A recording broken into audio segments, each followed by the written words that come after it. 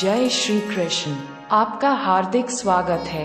श्रीमद् भगवद गीता उपनिषद के इस अध्याय के क्रमवार श्लोकों का ध्यान पूर्वक श्रवण करें एवं बौद्धिक श्लोकों का आनंद के लिए चैनल को सब्सक्राइब अवश्य करें।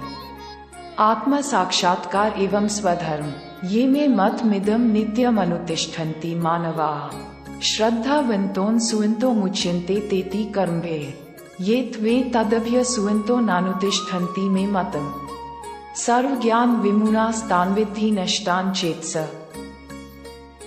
जो मनुष्य मेरे इन आदेशों का ईर्ष्या रहित होकर श्रद्धा पूर्वक अपना कर्तव्य समझकर नियमित रूप से पालन करते हैं, वे सभी कर्मफलों के बंधन से मुक्त हो जाते हैं। Those people who regularly follow these orders of mine, being free from jealousy and considering it as their duty with devotion, they become free from the bondage of all the consequences of their actions. परंतु जो मनुष्य ईर्ष्यावश इन आदेशों का नियमित रूप से पालन नहीं करते हैं, उन्हें सभी प्रकार के ज्ञान में पूर्ण रूप से भ्रमित और सब ओर से नष्ट भ्रष्ट हुआ ही समझना चाहिए। But those people who, out of jealousy, do not follow these orders regularly, should be considered completely confused in all types of knowledge and destroyed from all sides.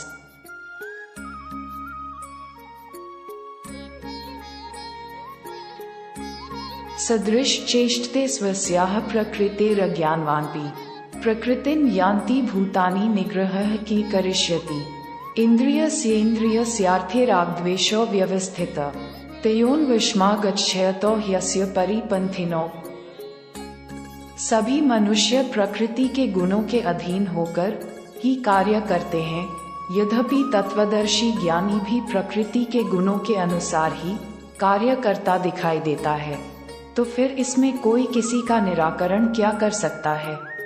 All human beings work under the influence of the qualities of nature, although the Tattvadarshi, knowledgeable, person also appears to work according to the qualities of nature.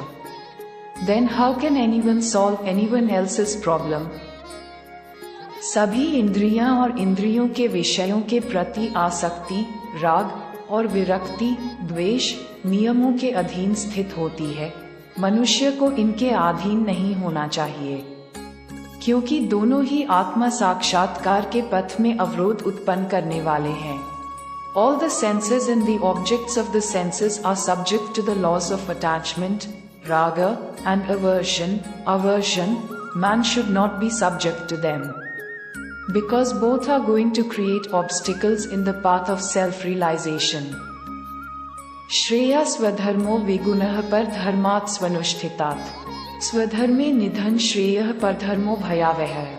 Arjun उवाच अथ केन प्रयुक्तोऽयं पापचरति पुरुषः अनिच्छ ननपि वार्ष्णेय बलादिव नियोजितः। दूसरों के कर्तव्य धर्म को भली भांति अनुसरण नकल करने की अपेक्षा अपना कर्तव्य पालन स्वधर्म को दोषपूर्ण ढंग से करना भी अधिक कल्याणकारी होता है। दूसरे के कर्तव्य का अनुसरण करने से भय उत्पन्न होता है, अपने कर्तव्य का पालन करते हुए मरना भी श्रेयस्कर होता है। It is more beneficial to perform one's own duty, swadharma, flawlessly than to follow, imitate, the duty, dharma, of others properly. Following someone else's duty creates fear. It is better to die while performing one's duty. Arjun ने कहा, हे वृष्णिवंशी, मनुष्य न चाहते हुए भी किसकी प्रेरणा से पाप कर्म करता है, यद्यपि ऐसा लगता है कि उसे बलपूर्वक पाप कर्म के लिए प्रेरित किया जा रहा है।